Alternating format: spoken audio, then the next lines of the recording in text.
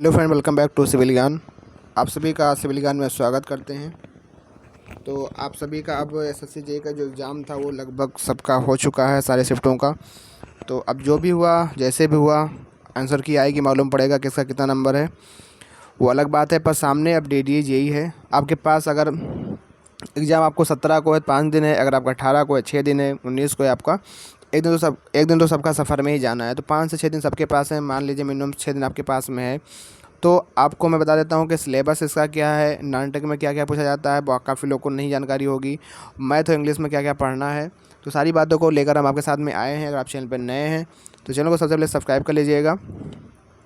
तो ये हमारा पूरा है प्लान क्या है कि पूरा आपको क्या क्या इसमें पढ़ना है।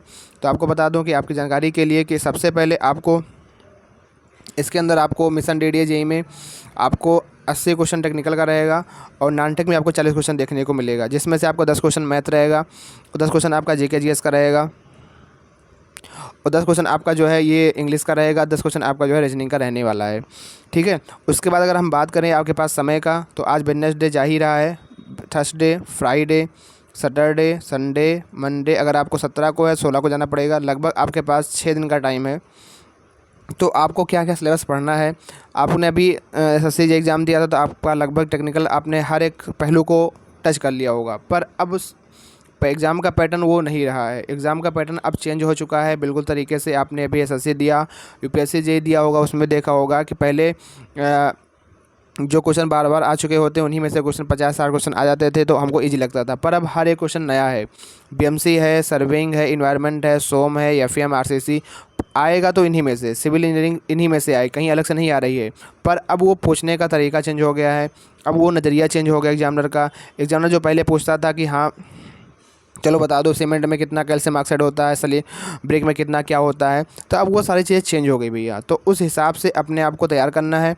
सबसे पहले मैं तो कहूँगा कि अगर आप मिशन DDA जेईई में तैयारी करने आ रहे हो, और सबसे पहले अगर आप अभी तक आपने सिलेबस जो है नहीं देखा है, तो सिलेबस ये है। और अगर आपने अभी तक PYQ नहीं किया, जो कि 2023 में ही उसका हुआ है, तो सबसे पहले आप उस PYQ ज़रूर कर लीजिए। उससे एक आपको आइडिया लग जाएगा कि आखिर एग्ज़ाम का पैटर्न क्या है। जब हम लोगों ने पहली बार 2023 में एग्ज़ाम दिया था इसका, तो उसमें क्या था कि 18 में एग्ज़ाम हुआ था, तो काफ़ी लंबा गैप था। पर उस गैप के पर उसमें जो पैटर्न था, मैंने उस पैटर्न के आधार पर लोगों को बताया था कि नाटक ये रहने वाला है, वही सब कुछ आया था। पर रीजनिंग जो आपका टेक्निकल का लेवल था वो काफ़ी चेंज हो चुका था, क्योंकि 18 में पेपर बना था। उसके बाद 5 साल बाद एग्ज़ाम हुआ था, 22 वाली वैकेंसी का 23 में एग्ज़ाम हुआ था, अभी मार्च में एग्ज़ाम हुआ था। तो आप सभी को पता, बहुत से लोगों ने दिया भी होगा, तो काफ़ी जानकारी होगी आप लोगों को। पर एक बार ज़रूर आप, अगर आप पहली बार फॉर्म भरे हो, तो आप ज़रूर PYQ इस पैटर्न को फॉलो करो। 2023 के पैटर्न को पूरा देख लो कि हाँ क्या उसका पैटर्न था, क्या टेक्निकल पूछा था, क्या नहीं पूछा था। उसके बाद आपको अपने अकॉर्डिंग अपने नोट्स को पढ़ना है। सबसे पहले मस्ट है कि आप प्रीवियस ईयर क्वेश्चन पे काम कर लीजिए। अब मैं कुछ टॉपिक्स बता देता हूँ कि आपको रीजनिंग में किस किस टॉपिक्स पे यहाँ क्वेश्चन, तो देखो टेक्निकल ही रहने वाला है। टेक्निकल में आपको टेक्स्ट बुक के ऊपर जा करके जितने भी सारे टेस्ट सीरीज़ हैं DDA वाले सेक्शन में, उसको अटैम्प्ट करना है। ठीक है, इन सब के लिए। ठीक है, बाकी अब वो कुछ अलग एक्स्ट्रा, मतलब ऐसा नहीं है कि हाँ आप जो है उठाकर ESE लगाने बैठोगे 6 दिन में नहीं कर पाओगे। पर हाँ पैटर्न कुछ चेंज हो चुका है, पैटर्न में चीज़ें स्टेटमेंट में आने लगी हैं, चीज़ें नया क्वेश्चन बनने लगा है। तो इस सिनेरियो को देखते हुए अपनी तैयारी को अपने आप को करना है। अगर हम बात करें रीजनिंग के अंदर, तो रीजनिंग में आपको ये नंबर सीरीज हो गया, अल्फ़ाबेटिक सीरीज हो गया, mix series, BODMAS rule, analogy, classification, blood relation, coding decoding, distance, order ranking, quantity base, Venn diagram, sitting arrangement, syllogism, non verbal, इन्हीं टॉपिक से आपको 10 नंबर देखने को मिलेगा। ठीक है, तो इसके लिए आप एसएससी जो MTS है या CGL वगैरह, CSL वगैरह है, इनके जो मिक्स प्रैक्टिस हैं आप उनको लगा सकते हो, ताकि अगर इस लेवल का आप करोगे तो आराम से इसमें हो जाएगा। जो टॉपिक आप इसमें से ना पढ़ रखे हो तो आप उसको जरूर एक बार पढ़ लीजिए यूट्यूब पे सर्च करके या कहीं अपने नोट्स वगैरह से। अगर हम बात करते हैं आपका कि ये जो इंग्लिश का टॉपिक है, क्या क्या इसमें इंग्लिश में आएगा, स्पेलिंग एरर आएगा, पैराजम्बल आएगा, सिनोनिम्स आएगा, एंटोनिम्स आएगा, वोकेब आएगा, one word substitution, idiom frames, active passive and ये डायरेक्ट इनडायरेक्ट। ठीक है, ये सारे टॉपिक आपके 5 नंबर समझ लीजिए वोकेब के रहेंगे, 5 नंबर आपके जो होंगे उसके रहने वाले हैं।